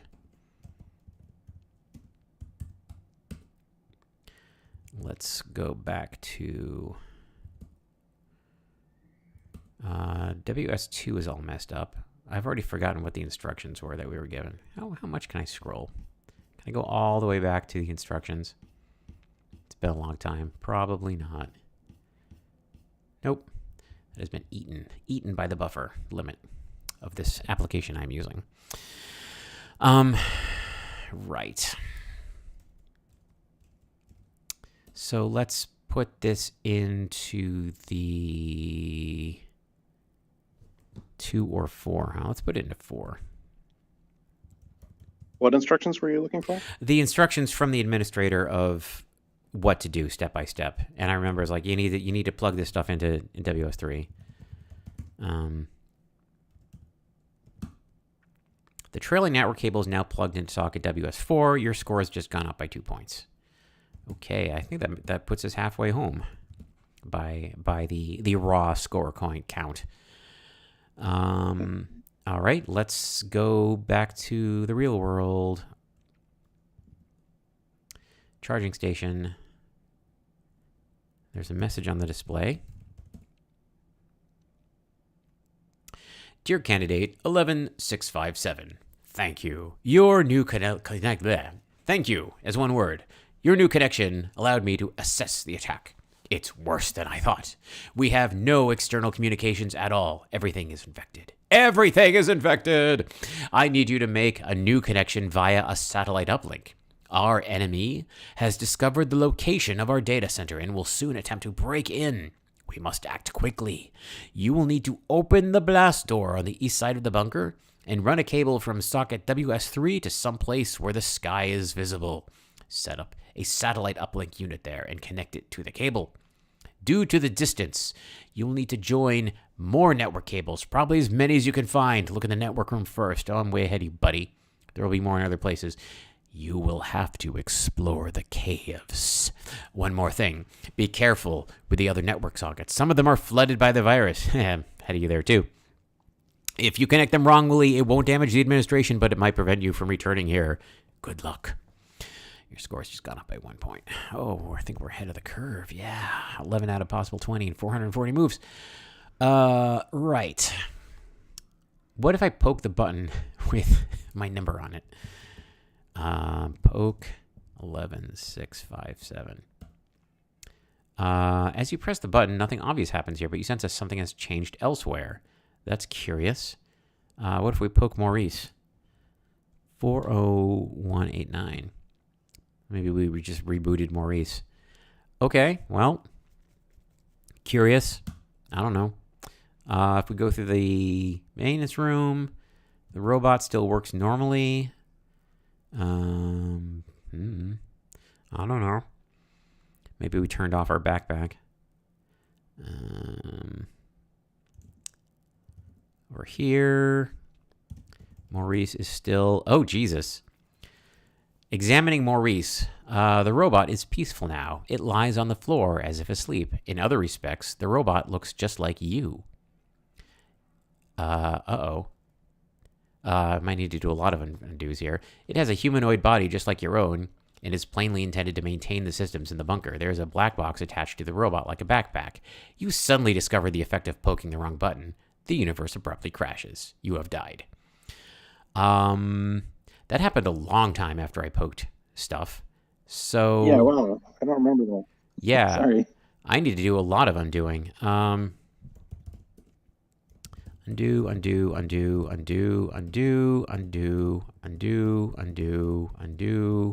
Okay. I think that's enough rewinding. Delayed reaction, as my father would say. Right. Well, I got the thing I asked for earlier, so... sorry, what are we doing? I need to reread that message. Explore the caves, whatever that means. I wonder... Someplace where the sky is visible. We've only seen one of those, but it wasn't the real sky. Oh yeah, open the blast door, which we should be able to do, I think, and we have a reason to do it now. And we need to run a cable from WS3 to there with the satellite uplink, which we have. I don't know what it means by caves, but we can open blast doors. So, okay. In the portal. Go to this, and now we can unscrew. And now we can flip the switch. You hear a frightful grinding of ancient machinery as the blast door opens. Your score has just gone up by 1 point. Let's go over there. That's... Oh, blast door to the south. Can we open the door now? No. Perhaps it was a different blast door. I think there was at least one other blast door. I've already forgotten where it was. It wasn't here. No, that's not it. Was it here? Oh, it was here. There we go. Back entrance. Back. You're in the southwest corner of a large cave. Oh, well, that answers that. The walls of this cave are part natural limestone and part slimy concrete covered in decades of algae growth. To the west, you see the back entrance of the bunker, which is a wide door set into a concrete wall. The wall stretches north. The cave expands to the north and the east. All right. So let's go north along the wall, south of the chasm. We are in Hadean lands, I tell you. You're in the middle of a large cave which runs northeast and south, standing near the corner of the concrete wall of the bunker, which is to the southwest. The wide chasm spans the cave here, preventing passage to the north. The chasm was once spanned by a footbridge, but it collapsed years ago and only a few rusted girders remain. A narrow conduit, bolted to the western cave wall, runs from the bunker to a cabinet on the other side of the chasm. Conduit. What does it mean by that? The conduit is a rectangular plastic pipe a few inches in diameter and is bolted to the western cave wall. It seems to be filled with wires which run from the bunker wall to the cabinet. And the cabinet is a rusty metal box which has probably been here since the bunker was built. If we look at the wires, there's nothing. Okay, can we look at the cables? No. Can we get the conduit? It is securely bolted to the cave wall. I don't think we can unbolt that. Curious. If we try to go north, the bridge is gone. You'll have to find another way around the chasm. Southeast to the low ceiling. It's already telling us what that room is called. That's funny.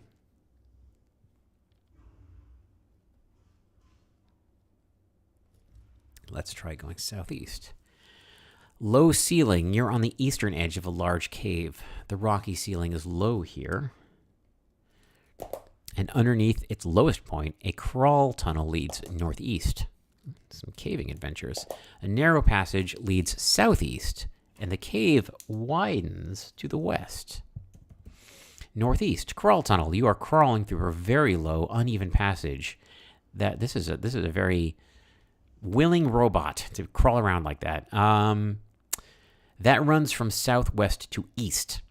It is fortunate you do not need to breathe because there is no space for breathing here. Let's keep crawling. Dry cave. You stand in a dry, circular cavern that forms a junction between three passages. This is getting maze-like. Positively labyrinthine. The passages to the north and east are wide and tall. A crawl tunnel leads west. North it is. Damp cavern. Western end of a large cavern stretched east. Wide tunnel leads south. Oh boy, I'm just gonna run around fast here. Hey, we made it to the north end of the chasm. You're in the north end of a large cave, standing beside a chasm which blocks passage to the south. The chasm was once spanned by a footbridge, but it collapsed years ago, just like the other side. There's that wall. Passages lead east and northwest. Whoop. There is a cabinet here. A narrow conduit runs from the cabinet to a bunker on the other side of the chasm. Take a closer look. A rusty metal box, which has probably been here since the bunker was built. It's about the size and shape of a gym locker. A sign on the door reads GPO telephones. We're going to open that up. Opening the cabinet reveals some modern networking gear and network socket Z5. I'm going to pronounce it in the Commonwealth way because I think that's what the game would want. You see a network cable inside the cabinet. Hurrah! We love those.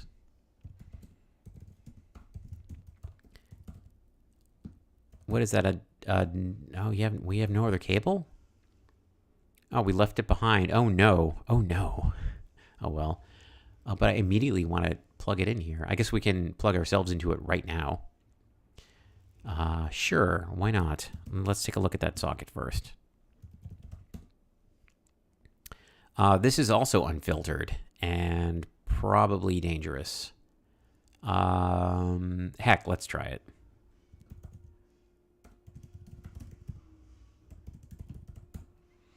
Dum-de-dum. Instant death. Okay, fine.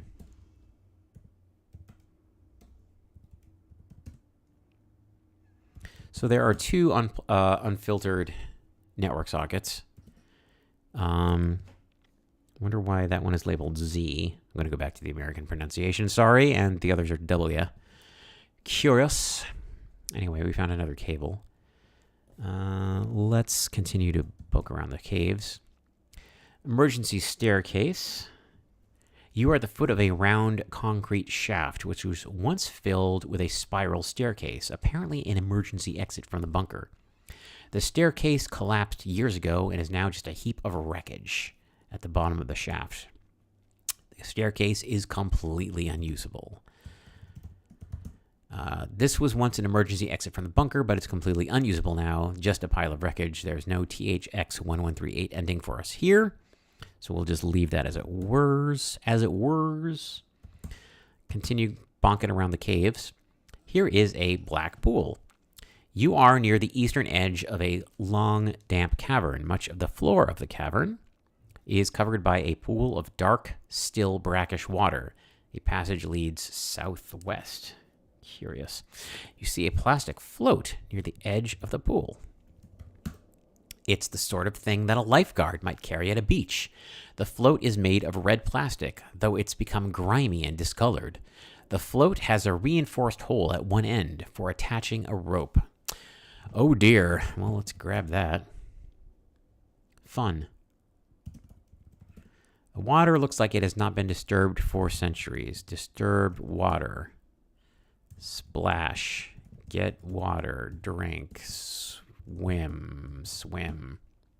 Cannot do anything. You're no fun, robot body. Southwest takes us to Fork.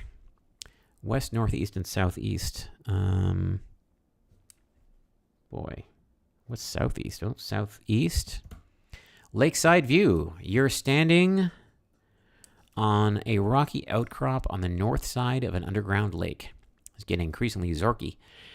The lake is bridged by a large metal pipe, which crosses the water to a small, muddy beach on the far side.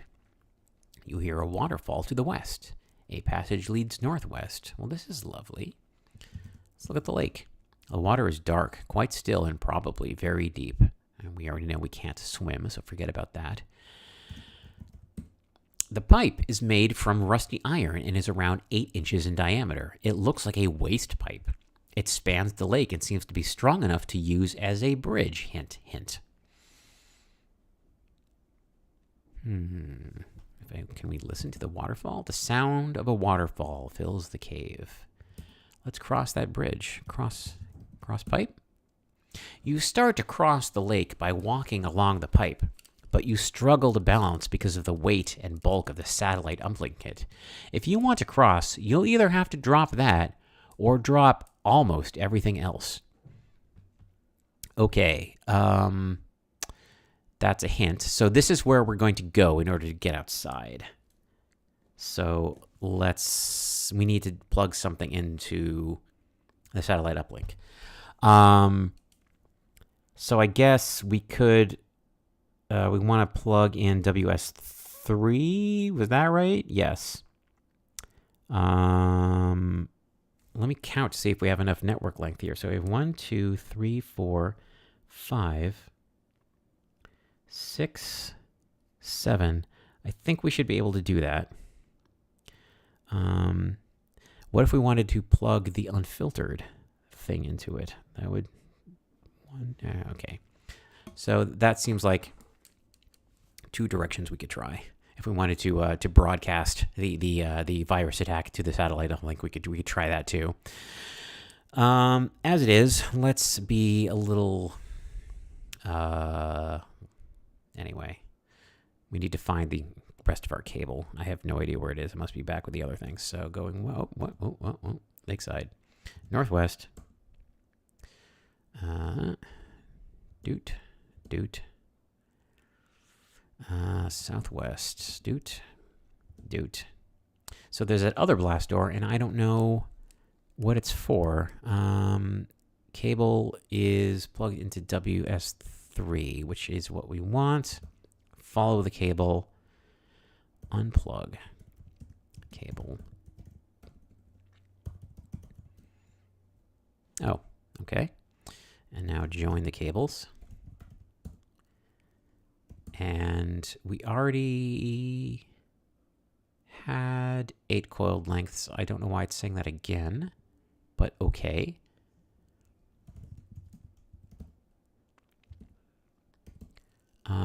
Oh, non-upper length. That's what I was looking for. I was a little bit confused about that. No nupul. Great. And you are plugged into WS3. Good. I think that's what we want. So let's take that back outside, shall we? Oops. Boy. This way. Have we tried this? No. This way. Did we go here before? You're standing on a path to the north side of an underground river which flows through the cave here. The river level is too high to allow passage in any direction. Okay. I don't... Are you still mapping? Yeah, a little bit. It's a bit confused. The underground river flows from west to east. The rate of flow is extremely rapid, and the water looks very dangerous. It disappears under the eastern wall of the cave. I don't think there's any direction to go here other than back the way we came. I did have this as a unexplored direction earlier, which is why I went this way. But according to my map, we can just do this here.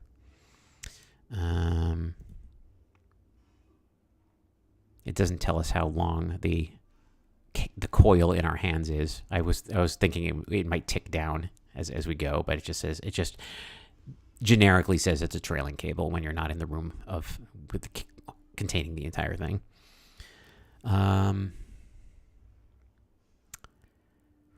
Let's see, southeast. Okay, here's the moment of truth. So we want to drop all. No, we don't want to drop the black box. That is correct.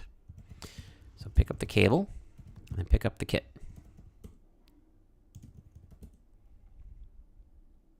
So can we cross the pipe now? You start to cross the lake by walking along the pipe, but you struggle, blah, blah, blah. If you want to cross, you either have to drop that or drop almost everything else. We can't drop the black box. Can we plug cable into the kit now?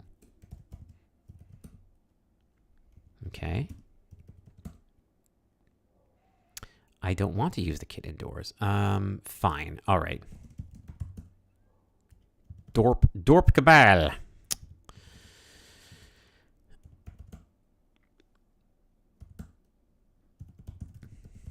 I guess we'll drop the kit on the other side and then come on back. You start to cross the lake by walking along the pipe, and you nearly lose your balance on several occasions, but luckily, you make it to the other side. Lake Beach. You stand on a muddy beach on the south side of an underground lake. The lake occupies almost all of the cave, leaving only this beach and a path to the west. The lake is bridged by a pipe here. It comes from a passage to the east and then runs across the lake to the north. The cave is filled with the sound of a waterfall. So we're not quite where we can see the sky yet. The walls and roof of the cave. I like that it allows you to do that. And it's like, nope, the walls and roof of the cave are formed from limestone. I thought maybe this would be the other side because of the puzzle, so we're not quite there yet. That was a mistaken assumption of mine. What are we carrying? We only have the kit. So we need to take the kit to where the sky is and then drop it. Anyway. So starting from the beach, where can we go from here?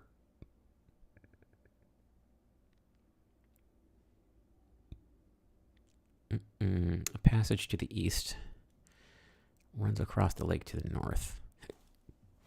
If we try to go south, north back to the lakeside view, east to the ladder bottom, west to the waterfall. Waterfall.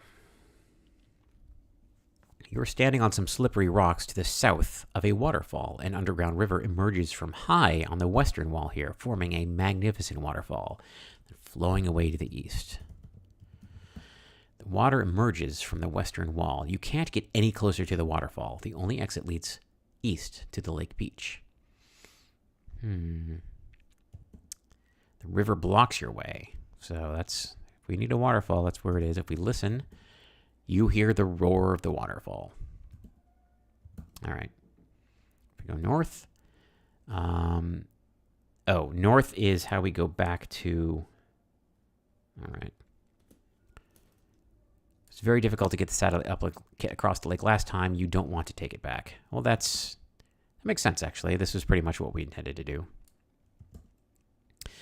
Ladder bottom. You are in a tall, round cave like the bottom of a well. A pipe runs from the passage to the west and through an iron grating to the east. A ladder leads upwards to a manhole cover. That seems like where we want to be.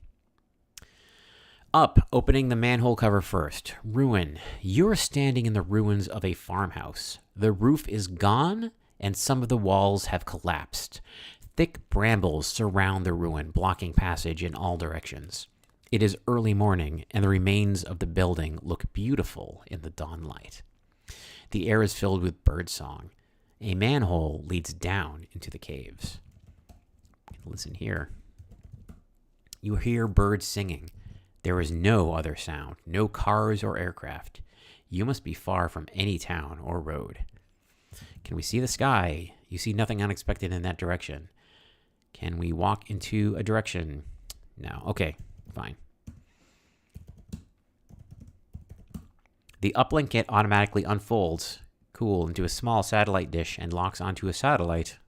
Beep boop. Okay. Let's see if we have enough cable. Down we go. Can we go north from here? Oh, that's how we get back there. Okay. Get the cable. Yoink. Across the pipe again. Can we just go south? Yep. We made it. No, we didn't. Oh, we have none left. Oh, boo. We're one shy. Letting go of the trailing network cables, you have none left. Oh, man. So close. Examine bramble. They are wild, prickly, and tangled shrubs. They surround the farmhouse and block passage in all directions. Conveniently. Fine. Pipe. The pipe is made from rusty iron and is around 8 inches in diameter. It looks like a waste pipe. It runs from the tunnel to the west and passes through a heavy iron grating to the east. The grating is old but very solid, and it completely blocks all passage to the east. Only the pipe passes through it. Can we mess with the grating? No. Can we open the grating? No. No, it's impassable. All right, then.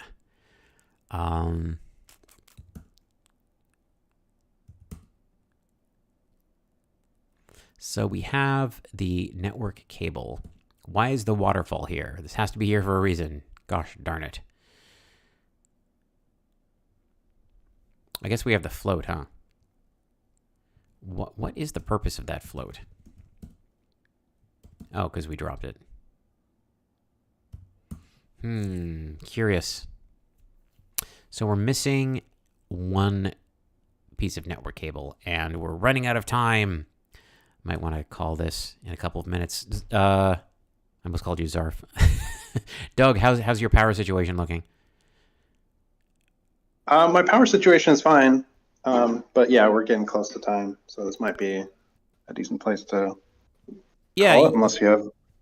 No, I don't have any ideas at this time, so let's call it here. And I'm going to say this game is real cool. And would you judge? Are we like 2 moves away from victory, or is there like enough that like how much of the game is left according to your own memory of it at this point?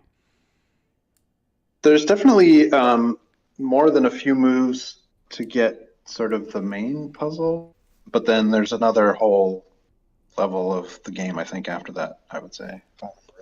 All right. So yeah, I think there's plenty enough for another full session. Let's plan on that then. You're free to join if you want. I will invite you back, and but we'll it's up to you. We'll talk about that in the after show. As for the rest of you, you should definitely join me because this is fun and I want to do this again. So let's plan. Barring surprise, let's meet here again Sunday. I don't know what date that is because we're crossing the month barrier. April 3rd, 6 p.m. Eastern, at jmac.org/TV or whatever YouTube channel this is with a big hash. Subscribe if you want to be notified of new videos, and follow me on Twitter at jmac.org or on the web at jmac.org. And cool. Well, thanks for joining me, Doug, and everyone else. And we'll see you next time in the final exam.